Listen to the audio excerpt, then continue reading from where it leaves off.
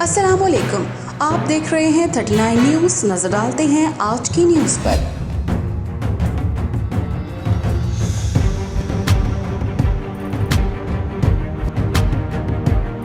تفصیلات جانتے ہیں اپنے نمائندے سے۔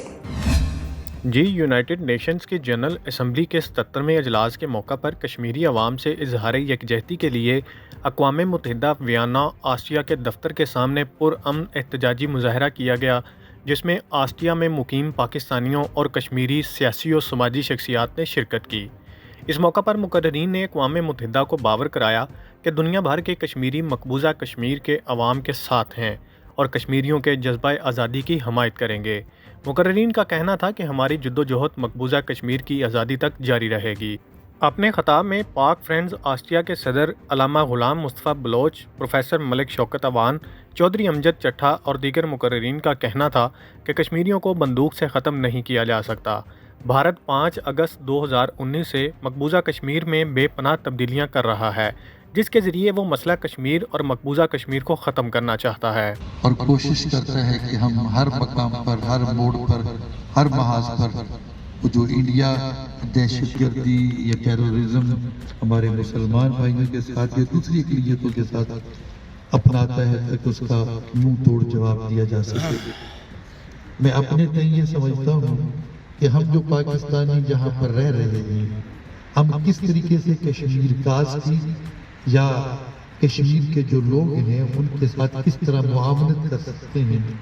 تو میرا ایک چھوٹی سی ایک یوں کہہ لیں کہ رائے ہے، ایک نظریہ ہے، ہو سکتا ہے غلط ہو۔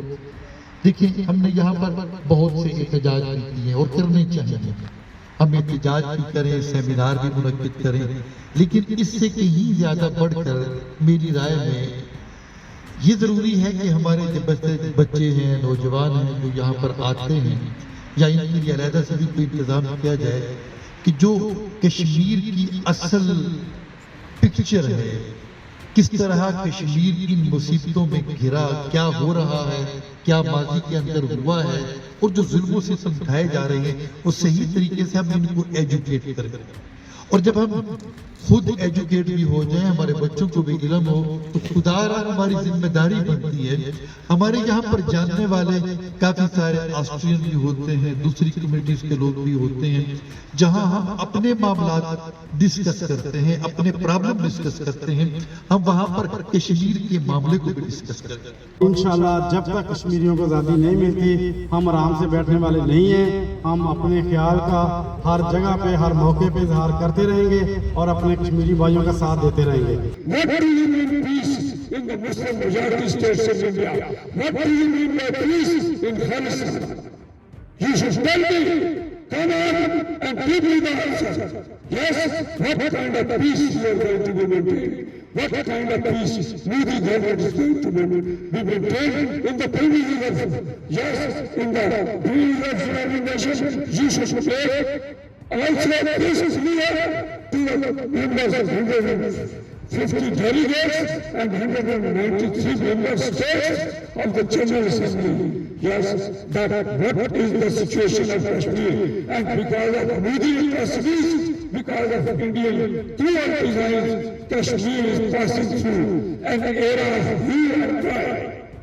It is you who has created unrest in Kashmir. It is you who have created cross-border terrorism in Kashmir. You are the one who have created cross-border terrorism in Kashmir. What to talk? You talk about democracy. Your political system is worse than Mussolini rule. Your political system is worse than the Hitler rule. You are talking about democracy. You should be ashamed. آخر میں قاری شبیر نے کشمیری بہن بھائیوں کے لیے خصوصی دعا بھی کرائی۔ محمد عامر صدیق، نمائندہ خصوصی 39 نیوز HD، ویانا، آسٹریا۔ اہم ایشوز ہوں یا ملکی اور غیر ملکی شخصیات کی پریس کانفرنسز، ہر لمحہ باخبر رہنے کے لیے ہمارا YouTube چینل سبسکرائب کریں۔ باوثوق ذرائع سے مصدقہ خبروں، تجزیوں اور تبصروں سے مستفید ہونے کے لیے ابھی ہماری ویب سائٹ کو وزٹ کیجیے۔ اس کے ساتھ ساتھ آپ ہمیں فیس بک پر لائک اور فالو بھی کر سکتے ہیں۔ اس کے علاوہ ہر ٹائم اوورسیز پاکستانیوں کے حالات اور مسائل کے حل کو جاننے کے لیے ہماری ایپ بھی ڈاؤن لوڈ کر سکتے ہیں۔ ہم کر رہے ہیں آپ کو ہر لمحہ باخبر، کیونکہ ہے 39 نیوز پر آپ کا اعتبار۔